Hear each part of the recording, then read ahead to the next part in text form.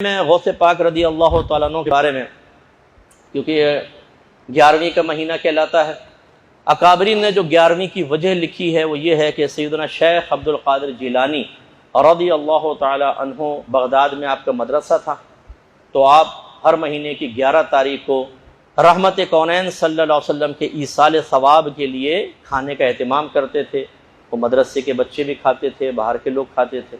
یہ ہر سال آپ کا سلسلہ جاری و ساری تھا، یا ہر ماہ پھر جب کچھ یہاں سے بر صغیر پاک و ہند سے بھی گئے ہوں گے پڑھنے کے لیے بغداد ان کے پاس، تو وہ جب یہاں آئے تو انہوں نے پھر یہی سلسلہ جاری کیا، اور خصوصاً جب شیخ عبد القادر جیلانی رضی اللہ تعالیٰ عنہ کا وصال ہوا تو آپ کے وصال مبارک کے حوالے سے وہ عرس جس کو کہتے ہیں وہ کرنے لگے، یعنی ایصال ثواب کے لیے کھانا بنانے لگے، اور اس کا نام رکھ دیا 11ویں شریف، کیونکہ 11 تاریخ سے وابستگی تھی تو 11ویں شریف۔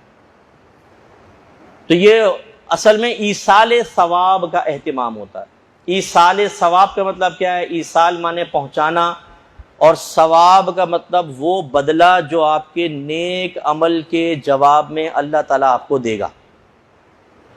تو ایصال ثواب کا مطلب کیا ہوتا ہے؟ جب کوئی آپ نیک عمل کرتے ہیں تو آپ بس دل میں ہی نیت کر لیں یا زبان سے کہہ لیں اللہ تعالیٰ اس کا ثواب فلاں کو پہنچا دے، یعنی جو اس نیک عمل کا بدلہ تو مجھے عطا فرمائے گا اسے بھی اس میں حصے دار بنا دے۔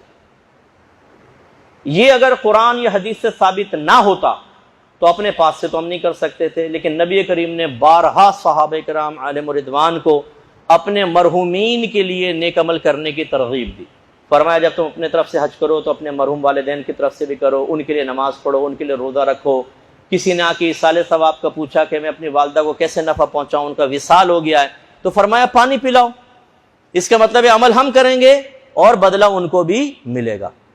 تو جب ہم عام لوگوں کے لیے کرتے ہیں تو اس کو پھر نیاز بھی کہہ دیتے ہیں، کبھی اکثر فاتحہ کہتے ہیں، نہیں فاتحہ خانی ہو رہی ہے، لیکن جب بزرگوں کے لیے ہوتا ہے تو اس کو نظر اور نیاز سے تعبیر کرتے ہیں، کہ بادشاہوں کے دربار میں جو تحفہ پیش کیا جاتا تھا نا تو کہتے تھے حضور کچھ نظر کرنا چاہتا ہوں، نیاز پیش کر رہا ہوں، تو وہ ادباً اس کو، تو یہ جو ہم ایصال ثواب اکابرین کو کرتے ہیں اس کو کہتے ہیں نظر یا نیاز۔ اس کے لیے جو اہتمام کرتے ہیں اس کو بھی نیاز کہتے ہیں۔ نیاز کا کھانا، نیاز کا کھانے کا مطلب کیا ہے؟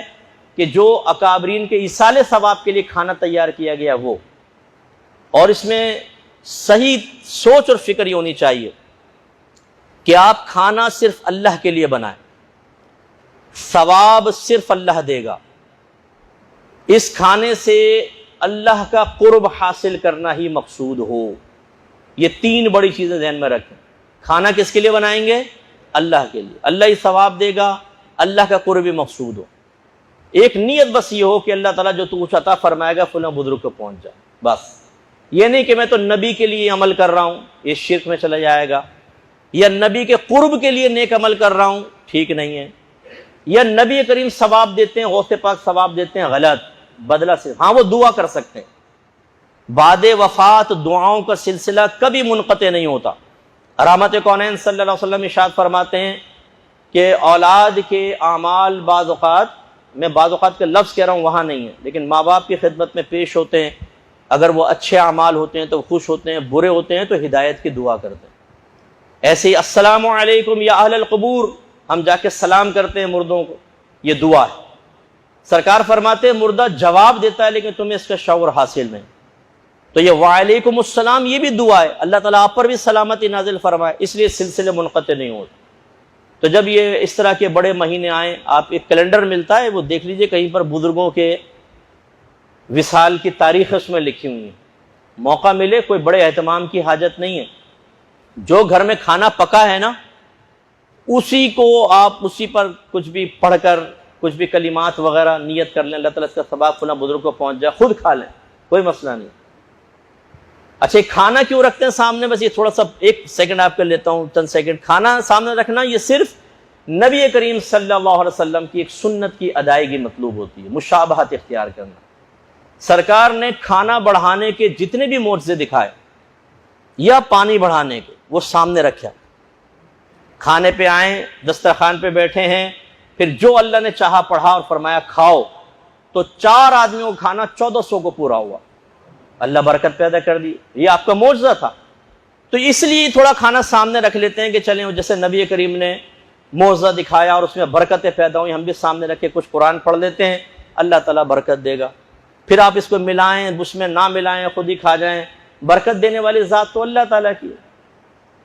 اس کا مطلب یہ سامنے رکھنا اس لیے نہیں ہے کہ جب پڑھیں گے تو اس میں برکت پیدا ہوگی باقی میں نہیں ہوگی، اگر ہوتا تو اس میں ملایا جاتا، ٹھیک ہے نا۔ تو یہ ہمارا نظریہ ہوتا ہے کہ اللہ کے لیے اس سنت کو پورا کر لیا بس، ٹھیک ہے۔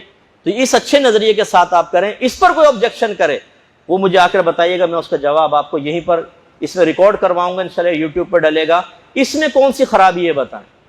کس وجہ سے آپ نظر نیاز کو حرام کہہ دیتے ہیں کہ کھانا حرام ہے؟